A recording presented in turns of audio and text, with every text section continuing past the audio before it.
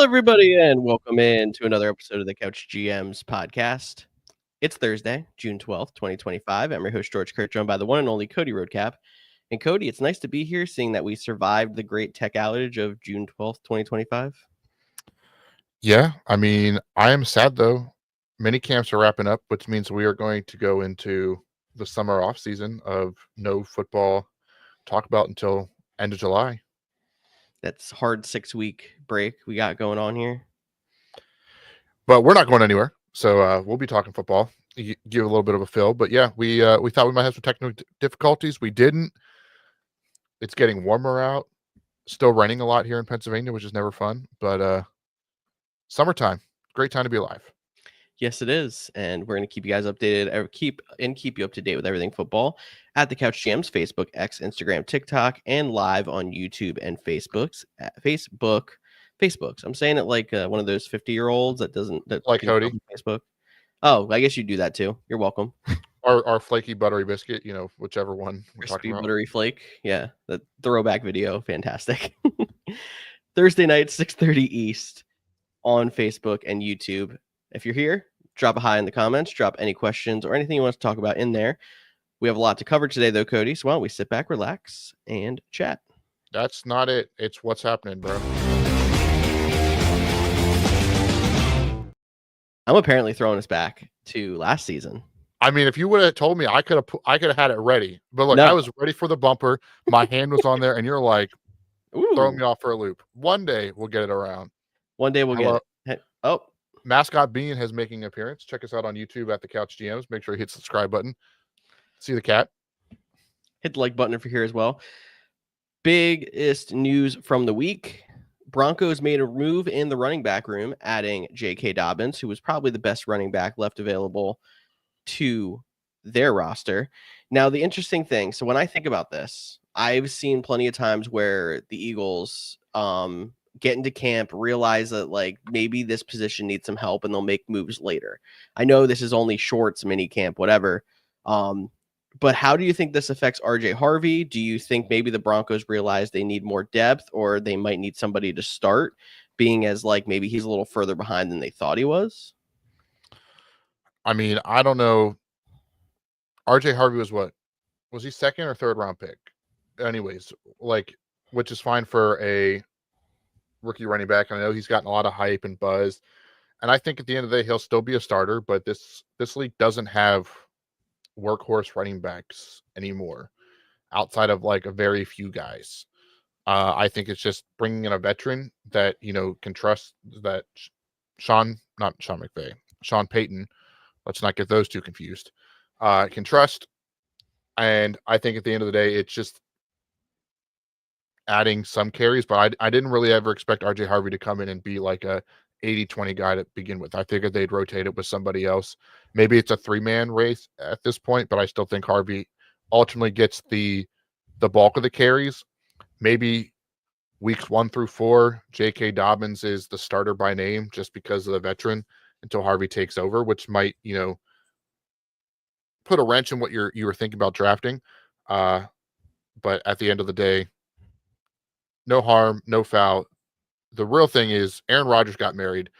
That was probably the biggest news of the week. So you just needed to find a way for us to talk about Aaron Rodgers again. We can also confirm he's officially signed and in mini camp with the Steelers, blah, blah, blah.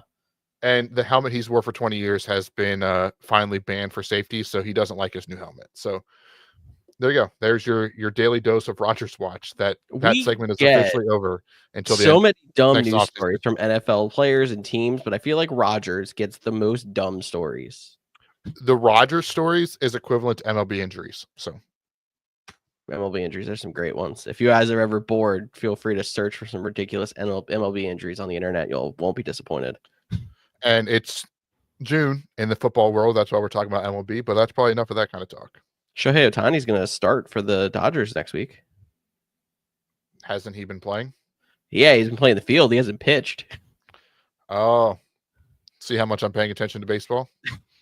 There's your off-season 30 seconds of MLB talk. I guess we're going to start doing that, as we can't do college football talk in the off-season. I mean, the NBA Finals is happening if you want to throw baseball in. I'm sure the Stanley Cup is too. Stanley Cup Finals going on, yeah. Indiana Pacers, the yes sirs, went up 2-1 last night. The other running back news.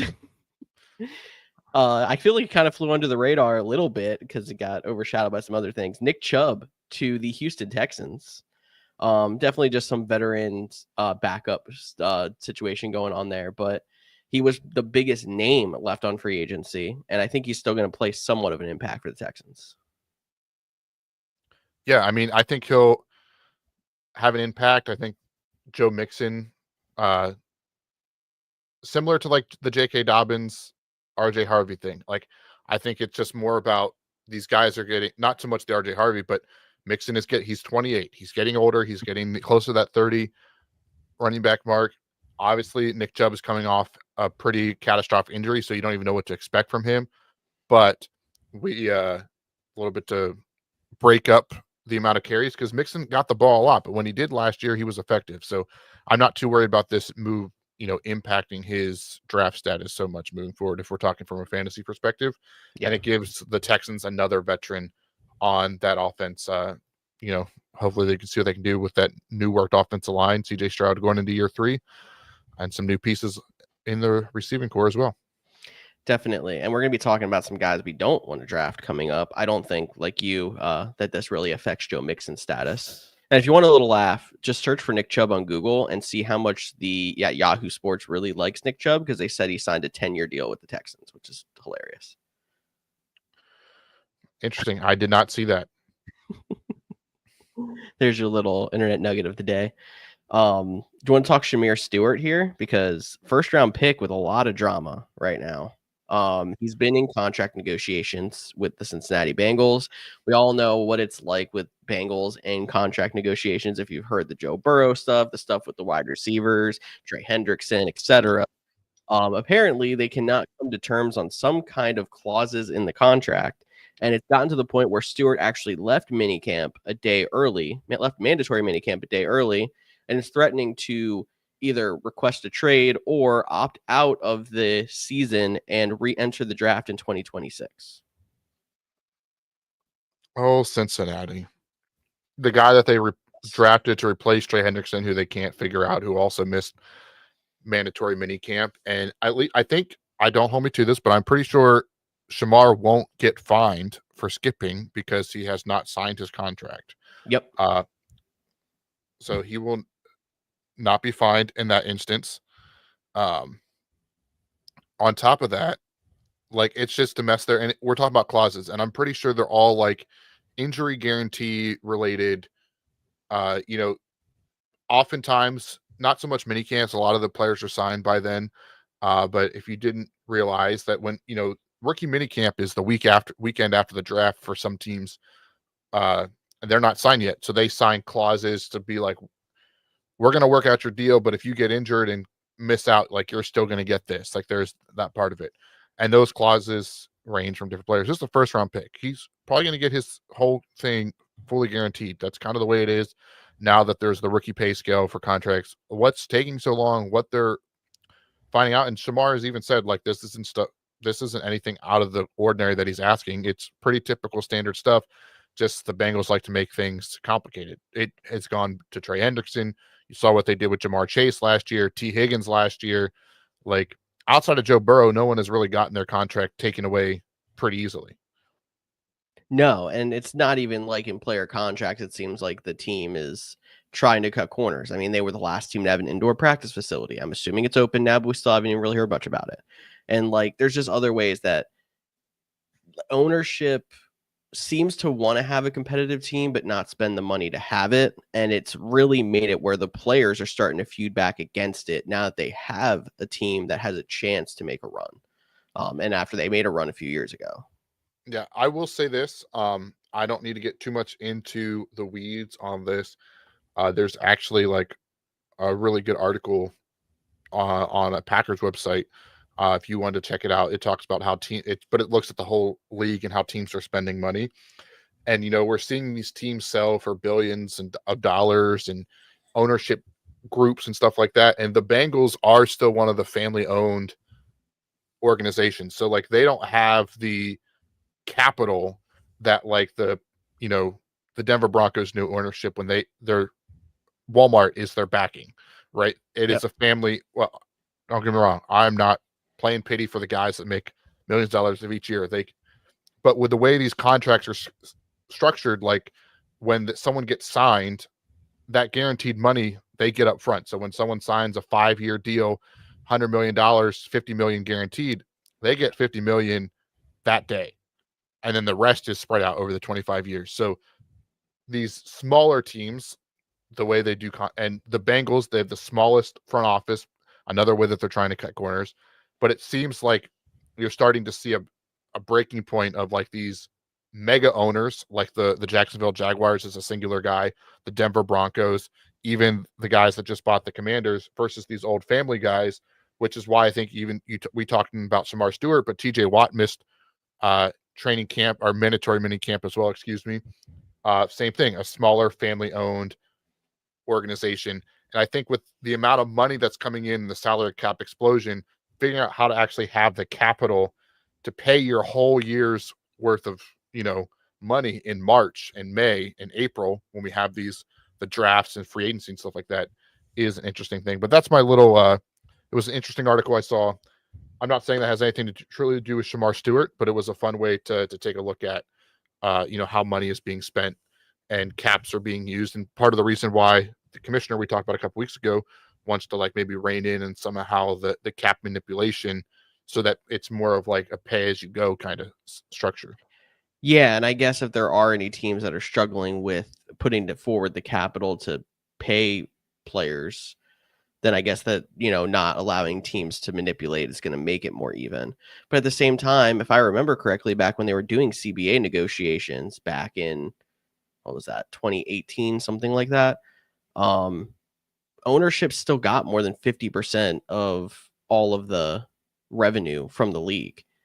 I would still think that even if you're a family owned, franchise, you should still have the money coming in from a trillion dollar at this point, sporting league, and your team still being competitive to be able to put forward the capital to make a roster and not completely look incompetent when you're like, we can hear all the struggles from other teams, but I feel like it's not been at the level that the Bengals have had this problem at. No, the Bengals have definitely not helped themselves. Like I'm not like saying all the Bengals are a struggling franchise. They can't pay their bills. Yeah. Not at all. They haven't done, they put themselves in, they dig their own graves, they dig their holes bigger before they get out of them. It's the way they've operated. It was just an interesting way to look at it, like, because if you think about it, and this is going to go off on such a tangent, but we're in June, so what's it matter? Like the Cincinnati Bengals, they don't have a dome, right? Some might argue so they can't really do concerts. So they have their 8 regular season games and their, 1 or 2 preseason games, pretty much, and then maybe a couple events here or there. Maybe they do some summer concert and stuff like that, but it's hard to do. That's their revenue for the whole year. But all that money they make, a lot of that they have to spend at the beginning of the season, and like almost it's all a budgeting aspect of it.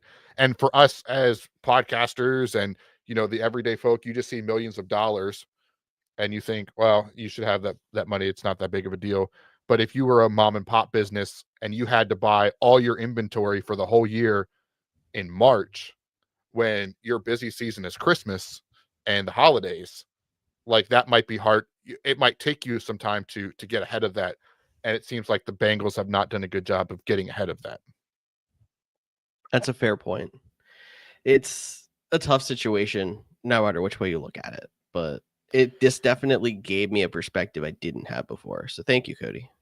And let's be honest, if Shamar Stewart ends up in the draft next year, like I know that's a threat, that would I feel like there would be a better chance of him getting traded for somebody like than him re-entering the draft. But I would love to see it. Like get your name called twice. That'd be kind of like For the first time in the modern era, at least. That's also that'd be like going back to the NBA. It kind of not really because it was the same draft, but like Kobe Bryant, rest in peace, was drafted by the Charlotte Hornets, got his draft cap in the Charlotte Hornets, but because the NBA doesn't allow trades to actually go official, he was a Laker. Like the Lakers made the pick, but he was drafted by the Charlotte Hornets. I feel like we'd get a similar situation with Shamar Stewart if he was to, re-enter. So I think they'll get it worked out come training camp. They have 6 weeks. There'll probably be not a lot of conversations. Training camp will get here. Maybe even the first couple days as they're, in that ramp up period, trying to put pads back on. But when the pads come on, I think we'll have resolutions to both Shamar and Trey Henderson at that point.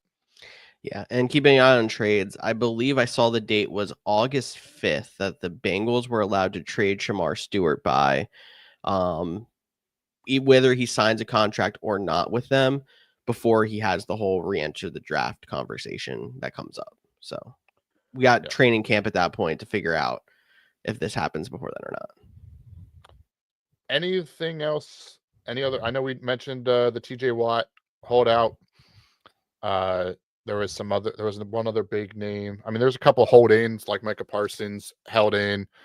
James Cook is holding in as well. And the mini camp doesn't really matter. It's a show. The Packers finally cut Jair Alexander. Now that was an off-season story that typically we talk offensive players as a fantasy podcast, but that happened. So a lot of contract stuff to go in for the next 6 weeks. Exactly. And not a whole lot probably it's going to come up in the next 6 weeks, but we got plenty of stuff to talk about with draft and fantasy and such. So alrighty. Any other news you want to hit on? Oh, I did see Khalil Mack re-signed with the Chargers. He didn't re-sign with the Chargers like this week. He did that a while ago. But I did think it was interesting to kind of throw back to like quotes of the week. He said re-signing with the Chargers is about winning games, not money. And I just feel like, if you were going to really chase a ring, maybe the Chargers wouldn't be the place to do it with a guy his age, but maybe he'll be wrong. No, but I mean, I think there comes to a point too where it's like competitive team. Maybe they don't win a title, but they could win games, and also not like uprooting yourself and moving somewhere else at his age as well. So, all right, you ready to get into the guys we're not drafting or the not our guys? I was really hoping you were gonna say meat and potatoes again. Oh, you want meat and potatoes again? Meat and potatoes of the show? Yeah. Let's get into it. That's not my guy. I'm glad you got to reuse that. Yep, basically. Last week, if you didn't watch, we were naming our guys for this upcoming season, guys that we are expecting to have a lot of stock in. We like at their draft capital, etc. We're flipping that on its head this week, and we're going to pick not our guys that we think are going to underperform this year, guys that we think are too expensive in draft capital, that we don't envision having a lot of draft stock of. And like I talked to Cody before the show, it doesn't necessarily mean these guys we will not draft completely, but don't envision ourselves having a lot of stock of because people are going to take them before we want to. For sure. And that is the big thing. And similar to last week's show, we got a quarterback, running back, wide receiver, tight end, and a bonus to get through. I think I started last week. And if that's the case, I want you to start this week. Oh, I was going to say, well, we can keep that trend going. But don't do things the same here. All right. So I will start there with my quarterback.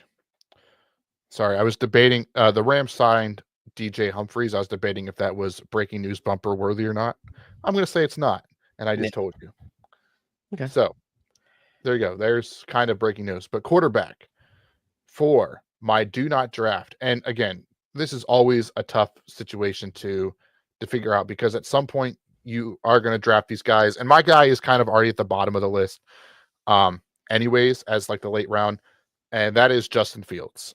And the only reason I'm putting him on this list as the guy I'm not drafting, I'm not taking the flyer on, even though he is in quote unquote flyer range.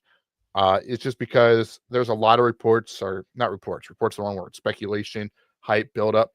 Oh, maybe that Justin Fields will be this year's Sam Darnold, or this year's guy that, Geno Smith. He's the next one. He going to a system.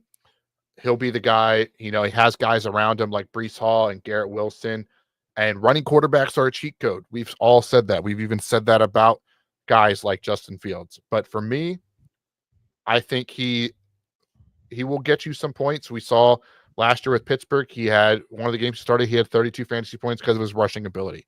There'll be weeks where he gets you there. I just don't know if he's a guy that I'm drafting. I'm not saying I wouldn't take him as a streamer from week to week in a matchup where I have some buys, but he's not a guy I'm drafting because I don't think you can consistently count on him. And until he proves me otherwise, that's the way I'm going to view Justin Fields. My counterpoint to your Justin Fields argument here, because he is being drafted as a QB2, the upside's there. And we did see a little bit of better play from him last year when he was starting at the beginning of the season. Obviously, he wasn't the best quarterback, and that's why he got benched for Russell Wilson. But because the stakes are low on this one, I just don't know if I completely agree. And then on the flip side, just to agree with you at the same time, I do feel like quarterback rankings between, say, like 11 and 19, 20 are very strange to me in a lot of fantasy platforms. Because I kind of feel like I like guys lower on that list as my like flyer QB2s better than the guys higher on that list. Yeah, and like you said, he has gone, anywhere. He's in that bottom tier QB1 edge QB2 right now, but guys behind him right now, currently on ADP, Jordan Love, CJ Stroud, Drake May, JJ McCarthy, if you want to buy into the Sam Darnold, like he'll just carry on that one. Matthew Stafford and Tua, who have both been top 5 fantasy players in the past. I hear what you're saying about, if you're going to draft a second quarterback, do that. I guess I'm just also not a big proponent of drafting 2 quarterbacks. Yeah. So I don't like wasting a roster spot with a second quarterback. So that might be another reason why I'm at. But again, there'll be some weeks where he finishes as a top 5 quarterback because he rushes for 2 touchdowns. But just trying to predict those weeks, it's the same thing. Like when you would play Taysom Hill at quarterback, throw his name in there. Like, yeah, some weeks he'd get 3 rushing touchdowns on 5 carries. Some weeks he'd get no catches, no yards. Like, I don't think he's ever going to goose, but just the inconsistency scares me. Yeah. And again, just to back you up one more time, with all those guys that far down, a lot of teams in your league aren't going to take 2 quarterbacks unless you're in a super flex league, quarterback premium, whatever it might be. Then you might see it more often. But if there's going to be guys like Tua, Stafford, Drake May, maybe even CJ Stroud sitting out on free agency post draft, I'm not going to touch Justin Fields either. I'm going to play the waiver wire if I need it. Yeah, and I'm glad you brought up super flex. Like if you have a 2 quarterback league, he'll definitely be drafted to that point and probably pretty early. Yeah. I think some of those names that I missed, I would rather have as my consistent week to week starter. Like if I could have Justin Fields as my QB3 that I could spot start in a super flex, that would intrigue me. Yeah, but if I was relying on as a QB2 or a super flex, Love, Stroud, May, maybe even Stafford and Tua over Fields, I think I'd like that consistency better too. So you're onto something there. All right, who do you got? My quarterback do not draft. I'm going back up into the QB1s, and I love this guy. I just don't think I love this guy where he's been pushed up to, and that's Baker Mayfield. So Baker currently being drafted somewhere in the 50s, QB number 7. But I feel like this kind of builds off of my guy as well. There's those top end quarterbacks that you're like, I'm going to put the stock into. Right now, I have that as the top 5, the Allen, Lamar, Daniels, Burrow, Hurts kind of people. And then once I get to this middle part of the QB1s, I'm kind of just letting everyone fall. I'll let everyone else take the advantage. But like, if I'm looking at who's around him, then we got Patrick Mahomes. There's pedigree there. It was a rough year last year. Bo Nix, there's upside because of him being a young guy. I'm not really a huge fan of him in this spot either. Kyler Murray's rushing ability, and then my guy, Jared Goff. All those guys, I feel like I'd rather take the shot on or wait for the value as opposed to going up there and grabbing Baker Mayfield based off of his one really good season last year and then his other just solid seasons. Like I feel like he got inflated super quickly in fantasy. Yeah, I agree with you. I love Baker Mayfield. I think he's a fun player to watch. Like he looks like a guy when he's out there you want to play for, Hmm. and maybe that translates to a guy you want to have on your team. I do think it's a little rich to be drafting him, but because depending on your level of your league, I know it's at least a trend in our like league of record and some other leagues that we're in that people are catching on to. Oh, there's a lot of good quarterbacks, so we're going to take them early. So their ADP might be 50, but I wouldn't be surprised in our league of record if Baker Mayfield goes round 8, round 9, just because Yeah. so many people wait. So if you're in a league like that, then I think that's where you start to get the value of Baker Mayfield. I mean, heck, he was the top quarterback last year, leading the leagues in interceptions because he just slings the ball around Hmm. like that. The one caveat I do have concern with him was last year was an elite year, and he lost his offensive coordinator, Liam Cohen, to the Jacksonville Jaguars. You could also counter argument and be like, well, he had a good season the year before that, and Dave Canales went to the Carolina Panthers, and then he got Liam Cohen. So, Yeah. but Liam was with them both years. I don't follow the Bucs enough to know who is the new offensive coordinator in that system, if it's an outside source or not. But that would be the one caveat with him as well. Yeah. I mean, the other thing to look at is this was the only time he's finished in the top 5 was last year, 4,500 yards on the dot. He's only finished with 4,000 passing yards one other time. It was 23. He's only finished in the inside of the top 10. He finished 10th, I guess, 23. Last year, finished 4th. Like, there's a point where it's like, yeah, he's playing better with the Buccaneers. And you can argue, like, yeah, he's riding that wave. He still has the weapons around him. But if this isn't something that he's done his entire career, the interceptions are high, like you said there too. I just think there's better options, or you're better off waiting for value. So, And I have to ask you this. mhm. Do you think I'm not asking for an official prediction, but like, where is your outlook on the Tampa Bay Buccaneers right now? Like, do you think they're going to be, because they barely squeaked into the playoffs because they were in a terrible division last year. That division didn't get much better. Some might even say it got worse with how the Saints have fallen apart. And who knows what's going to happen with the Falcons at quarterback. I mean, we know what's going to happen, but that whole drama situation. So, like, they could be a playoff team again, but if they're a playoff team with 8 wins, do you feel good about Baker Mayfield? Because normally the top fantasy quarterbacks are on playoff teams, and again, they made it. But I don't know.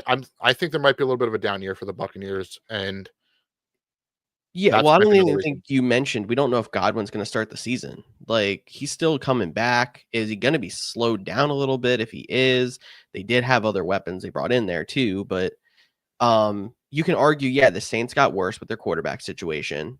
The Falcons, I mean, I kind of feel like they at least stayed the same. I don't think they got better, but I mean, maybe they got better on defense. And I can argue the Panthers are getting better. They're not going to be great, but they're getting better. So the division at least stayed the same or got harder. Um, it is something to work against the Buccaneers there as well. Yeah, I just meant it more of like, if you think the team isn't going to be as good, even if they make the playoffs because the division is still bad. Yeah. Like, if it's that game, give or take. Like, if you think 4,500 yards, 31 touchdowns, 16 interceptions is Baker Mayfield's max, Yes, then exactly. why are you chasing trying to get there again? Exactly. I think him coming back down to his 2023 numbers of the 4,000 yards, 28 touchdowns is a lot more attainable. At that point, he was QB 10 that year. He's probably around QB 10 again this year. Why would I take him at QB 7? I'll wait for rushing upside with Kyler or take Jared Goff, who's done it a few more years in a row. I mean, even last year in our league of record, didn't you trade like Baker Mayfield for like a 4th string wide receiver? Yeah, exactly. He didn't even really have the value last year, despite him finishing as a top 4 quarterback. Yeah. All right. We're not really debating. We're just agreeing and adding more fuel to each other's fire. So maybe the next position, the running backs, will debate on. And you have a spicy guy. I have a spicy one. I have somebody who is currently projecting to go in round 1 as my do not draft running back. Rookie sensation Aston Genty is my guy there. Currently RB4 overall, right around number 7. Why would I not take Genty? And it has nothing to do with me thinking he's not going to do well, but I've seen so many times where you have the big hype rookie running back coming into the league, gets drafted in round 1 and round 2, and does well, but doesn't do that well. he gets overdrafted and his third round value looks bad when he's taken at number 7 overall. And there's going to be rookie growing pains. He's still not on a great team, despite them getting better by having Geno Smith on board and everything else there in Vegas. I just think this was a major overreaction to throw him this far up on ADP boards when I would take the safe and steady Derrick Henry. Heck, I would even rather take a chance on Christian McCaffrey staying healthy because he's done it for years and done it before than take the risk on Ashton Genty. I'll take a wide receiver at that spot if I'm up around that time. Ooh, taking wide receivers in round 1. Now you're talking my game. No, I kind of went back and forth a little bit. Like Genty came across my mind because of where he's at. And the only reason I was like, you know what? Pete Carroll is a very similar mold to Jim Harbaugh. They want to pound the rock.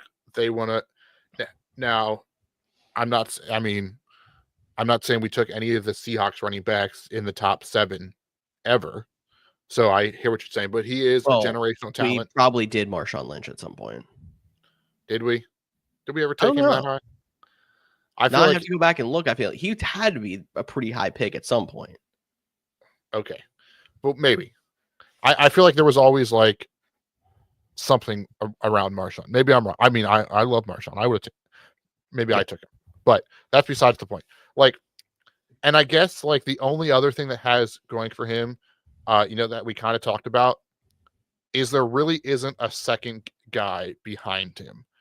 Like he does project on June 12th to be an 80-20 guy, splitting some carries. Like he seems to be the workhorse, the guy there that is going to see the bulk of the carries, have the opportunities. You might not get the touchdowns depending on how good you think the Raiders are. But those would be my 2 things. They want to be a run first team and there's not much competition behind him. But I do understand your hesitancy to take a rookie so high, especially in like 2 years ago. It felt like we were in the same conversation with Bijan Robinson. Didn't really pay off. I mean, you can still get 70-30 guys that have been super successful behind him, being Derrick Henry, Christian McCaffrey. Achane was a 70-30 guy last year when he was healthy. Josh Jacobs, Jonathan Taylor, with so much more value. And I think there's more certainty being like, we know what we have. We know what their role is on their offense, as opposed to Genty. I mean, he's going to have the role, but are there going to be growing pains for that valuable of a pick? Yeah, it's always a tough question. But the good news is you don't win your draft on draft day. So if you're a firm believer in Genty and he's your guy, go ahead and draft him. He's just not George's guy. Not my guy. But who's not your guy? Not my guy is one Mr. Alvin Kamara.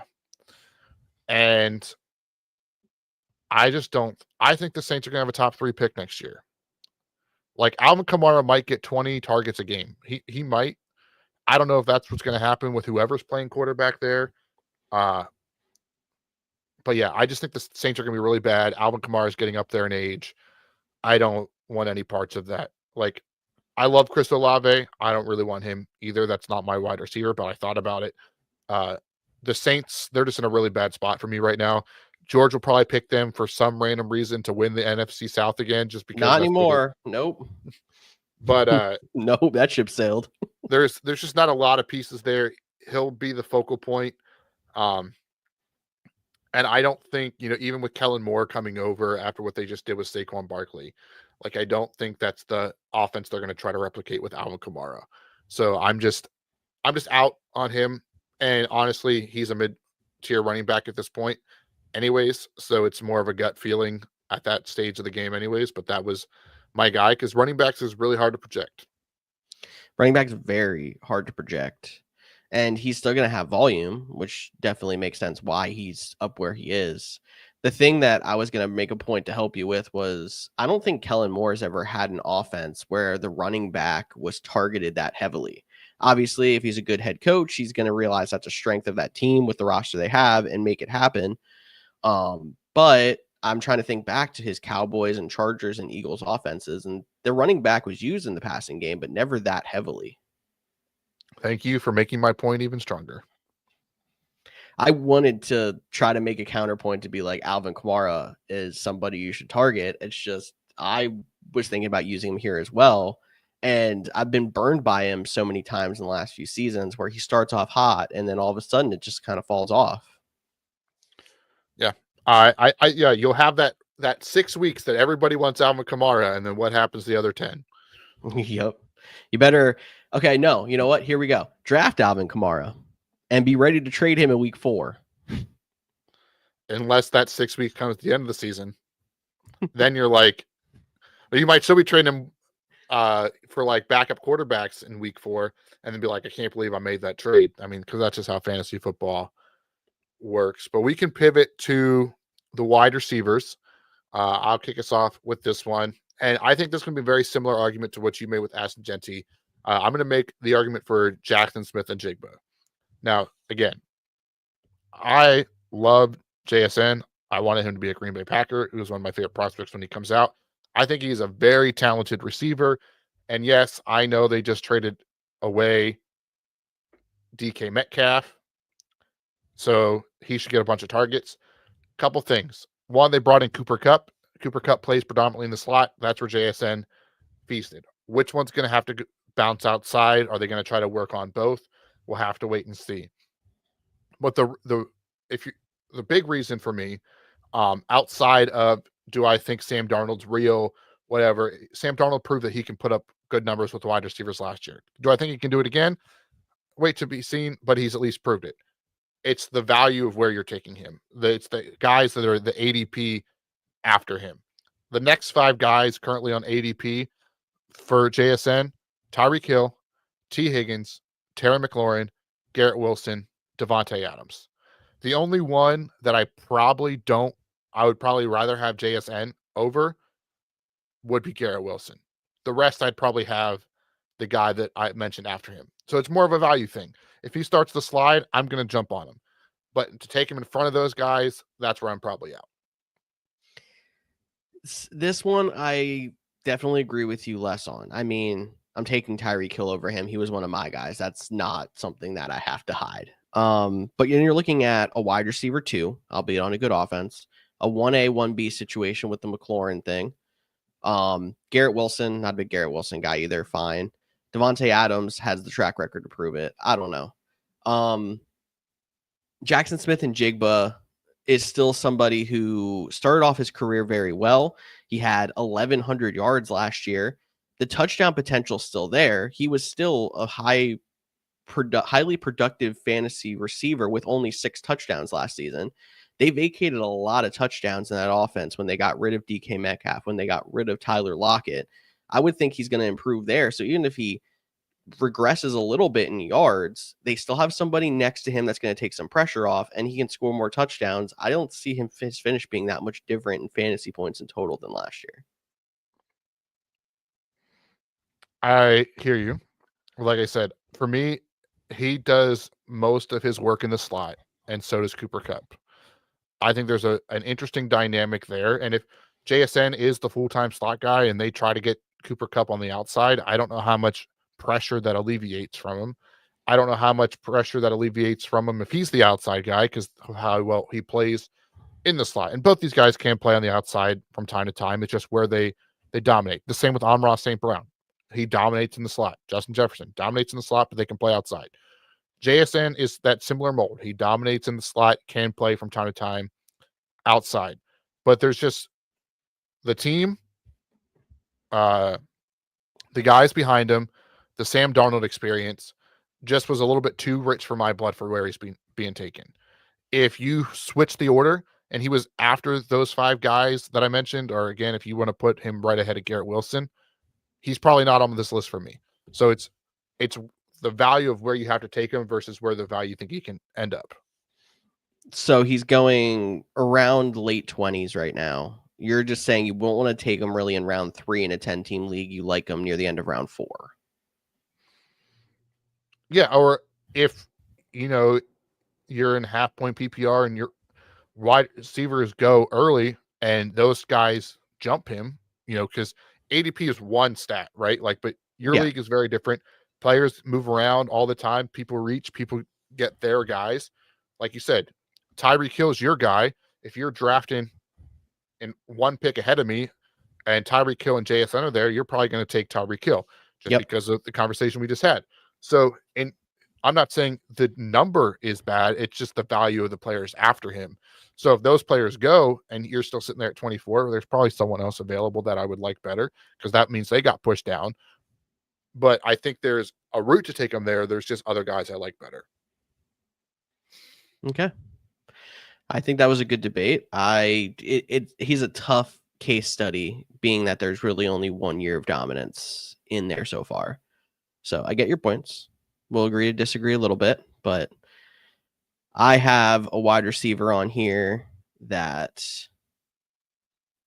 recently switched teams. He was on the Bears last year. DJ Moore is here. So I'm like one tier below where you were, sitting with Jackson Smith and Jigba.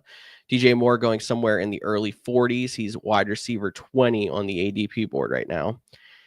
I just feel like the fit for him in Chicago hasn't been quite as seamless as he was early in his career in Carolina. And I mean, maybe the numbers don't show that. He might actually probably been better in Chicago than he was in Carolina, but they have the second year quarterback who showed a lot of promise in Caleb Williams. I'm maybe not as big a Caleb Williams guy as some other people are. They keep bringing in other wide receivers to go next to him. I think Rome Odunze makes a jump this year. They also grabbed Luther Burden to play next to him this year as well. There's going to be ways for them to spread the ball around. And we're also looking at an aging receiver who I believe he's in his 30s now? No, 29 years old. So with the way that he plays, being versatile, the Bears have been mostly using him outside. His speed's a factor. I think he's going to start slowing down this season, and there's going to be other places that the Bears are going to try to move the ball and get involved with some of these younger wide receivers and even tight end. They brought in Colston Loveland as well. Yeah, I think this is the one that we disagree the most on.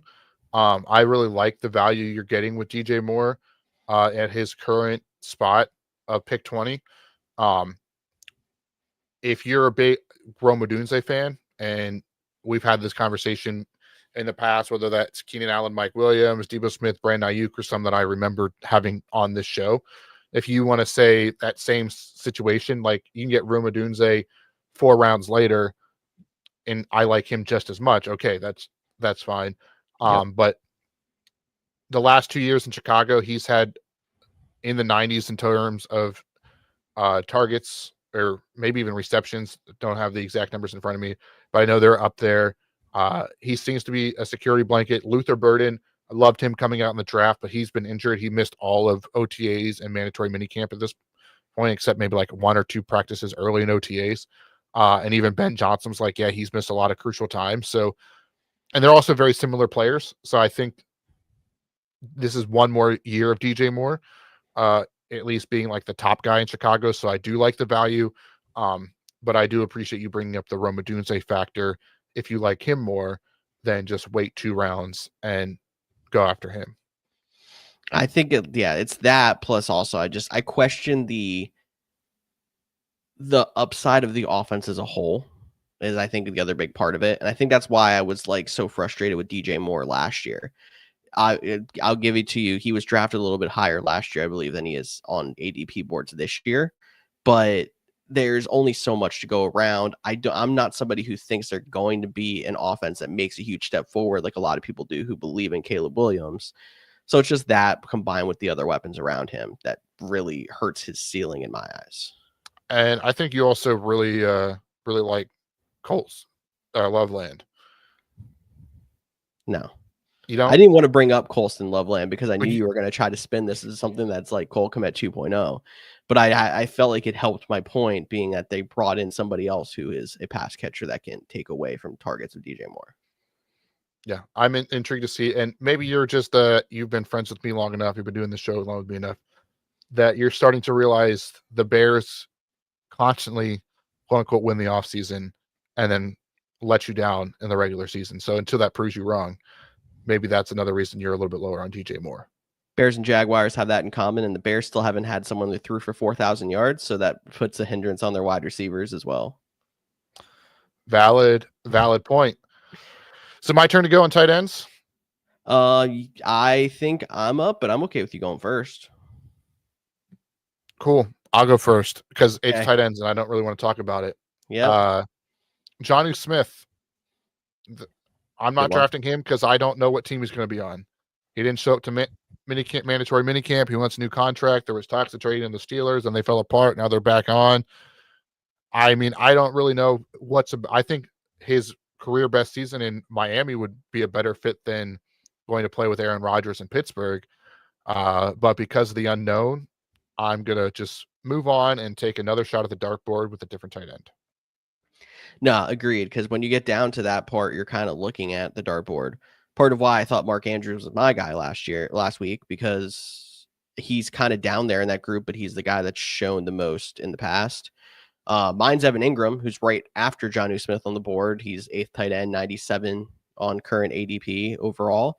But like, he's on a new team. We don't exactly know what his usage is going to be. It could be good in Denver, but this is kind of the guy that I'm like, I'm okay with being wrong on him, the aging tight end on a new team, just because I don't know what to expect. And I feel like the wide receiver board is very similar to what I mentioned with the quarterback board. There's a lot of guys that are lower on the list that I'd rather wait and take chances on. Tyler Warren, Tyler Kraft, Dalton Kincaid, Jake Ferguson, Kyle Pitts, Dallas Goedert, all lower on the board than Cole Kmet. No, not him. You love Cole Kmet, man. I know you do. I do not love Cole Kmet, and I do not love Colston Loveland. Notice how I kept his name off of this as well, but he's actually up there in this section as well. All right, so you told me all the guys you like better. Tell Yeah. me the other guy you don't like. Evan Ingram. I mentioned this already. Oh, did you? Yes. Did I zone out? You See, did. tight end. When I was comparing him to where Mark Andrews is, he's actually one pick ahead of Mark Andrews. Yes. That's how much I love talking about tight ends, because I thought you were still telling me why you agreed with me on Jonnu Smith. No, I was grouping Evan Ingram in with Jonnu Smith, being like, I like all these other guys better. So you and I were on the same wavelength with it. Just all right. So I knew I heard Jonnu Smith's name in there, but that's why. Yeah. What team is Evan Ingram on right now? Denver. So there's opportunity, but it's like, why do I want aging tight end on new team? No, I hear you. Yeah. I like it. All right, let's have a little bit more fun than tight end and wrap this show up with talking about some bonus, not my guys. Again, this is always a tough situation to say, because at some point we'll draft these guys, especially when we're talking about top 100 players. Eventually they'll get drafted and we might even be the guys to take them. But do you want me to go first for the bonus, or you want to go first? Go first. You're good. All right, I'm going to go first with my bonus guy. Recently changed his name on the back of his jersey, adding senior to it. That is Chris Godwin. You kind of hint on him when we were talking about Baker Mayfield at the top with the quarterbacks.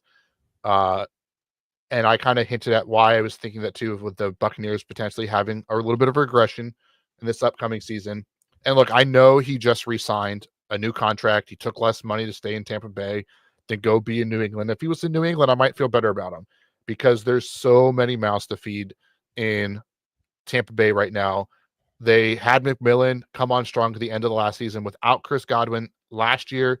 Then they went out and spent a first-round pick on Emeka Egbuka out of Ohio State this year in the NFL draft, who is a very similar player to, Chris, or has a very similar skill set to Chris Godwin. So that's now 4 wide receivers fighting. Mike Evans is always going to get his, especially in the red zone, the touchdowns. Like, he's going to get his 1,000 yards. They got to keep that streak going.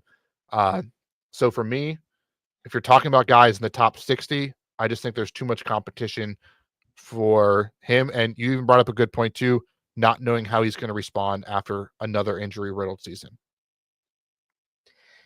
Yeah, the one thing that he has going for him is consistency with the same team and the pedigree that he's been way higher than this pretty much every single season he's been healthy. So I can argue against you on that one, but the injury uncertainty really makes me push the brakes on Chris Godwin. Yeah, again, maybe if he was 20 picks later, he wouldn't be on this list. But being a top 60 guy, round 5 in your 12-man leagues, that's not for me. Yeah, I can't say I really blame you too much there. My bonus guy is somebody coming off injury as well, which is interesting. I have Rashee Rice as my not my guy. So I look at the Chiefs offense, passing offense especially, kind of took a step back last year. Do I think they could rebound this year? Yeah, sure. There's probably going to be more consistency, but there's a chance that they still fall into that same exact situation as last year. In the playoffs, we saw the explosion of Xavier Worthy. I think Xavier Worthy has a chance to really kind of step in, try to be that new Tyreek Hill that they've been looking for to flank with Patrick Mahomes in that offense. He had one of the best Super Bowls in history, even though no one really remembered it because they were getting blown out. And then they still have a lot of other wide receivers, if not anything else by name, in that offense with Hollywood Brown, Juju Smith-Schuster, Sky Moore. They're going to spread the ball around. I didn't even mention Travis Kelce, who's there for at least another year. And we don't really know if there's anything that's going to come from his potential suspension situation as well. It's just very rich to be drafting Rashee Rice in the 5th round in 10-team leagues, in my mind. I disagree pretty adamantly if, and this is a big if, we get some resolution on his legal issues. That alone makes it, even if it's it's in the court system now. If anything happens, suspension will be next season, right? Mm-hmm. Like, I think their passing offense took a major hit when he went down. And there was early talks that he could make it back last year, which quietly got shut down relatively quick. I mean, they went as far as any team can go, and he didn't make it back. But I think Rashee Rice has kind of become the go-to target there, and they just missed him a lot. So if there is no outside of football issues, I don't mind taking him in the 5th round, but there is definitely a big cloud over his head until we get that resolved. So are you somebody who thinks Xavier Worthy is being overdrafted? Because he actually moved up to 3 spots behind him on the ADP board. He's probably getting a little bit overdrafted because I think Worthy is still, he's very similar to, like, I talked about Justin Fields. Like, I don't like Rashee Rice. I think can be a very consistent number 1 kind of guy. Think like Nico Collins, right? Like, not the flashiest, but just solid, consistent. When he's out there, you know what you're going to get. I think Rashee Rice can do that same thing. Xavier Worthy, I think he's more of the boomer bust guy. He'll give you the couple weeks where it's 5 catches, 180 yards, 2 touchdowns. And then the next week will be 3 catches, 13 yards, and a carry for 20 yards, right? Like, there's just a lot of inconsistency there. It's a fair point. I also think we're going to get a resurgence of Kelce to an extent this year. I think having things around him is going to help that. But the inconsistency that's going to come with Rice as well, in my mind, by having other things around it. Plus, not super convinced the Chiefs passing offense is going to just have all its problems magically solved next year. At least, yeah, I mean, they still have one of the best, if not the best quarterback in football. Still, they still have Andy Reid. Like, I'm the passing game for Kansas City is not one of the things I'm quote unquote worried about. Can they protect? I mean, they got there without it last year anyway. Right. So, and I guess if I was gonna, I feel like there's a lot better options than the number 1 target or a lot worse options than the number 1 target for for Patrick Mahomes. Now, if you don't think Rashee Rice is that, I completely understand why you don't want to take him where he's being drafted. Another interesting case study for sure, at least, and we'll agree to disagree on that one then. Yep, we will have to, which is totally fine. That's why there's 2 opinions. There's 2 mindsets, 2 people answering the questions here as we go through this. And these rankings are going to change drastically over the next, 6-8 weeks as people start to draft and do these for real and get people, more excited, and we'll have to go from there. But is there anything else you want to hit on before we jump out? No. Make sure you stay tuned next week when we debate even more about some of these fantasy guys that are going around the same spot in the draft. And all these guys are going to be on our fantasy top 100 that's coming up later in the summer. So make sure you're subscribed, like this video, keep an eye out for what's coming later in the offseason. Woo! George is giving all kinds of teases to end up the show. Hopefully you stuck around to hear that and know what is coming up on checking us out live on Thursdays, 6:30 p.m. Eastern Time. Make sure you're following us on social media, Facebook, Instagram, Twitter, X, TikTok, all those good places. Drop a comment, hit subscribe, hit the bell, get notified, all that good stuff. I'm Cody Roadcap. That's George Kirk. And we'll talk to you next week.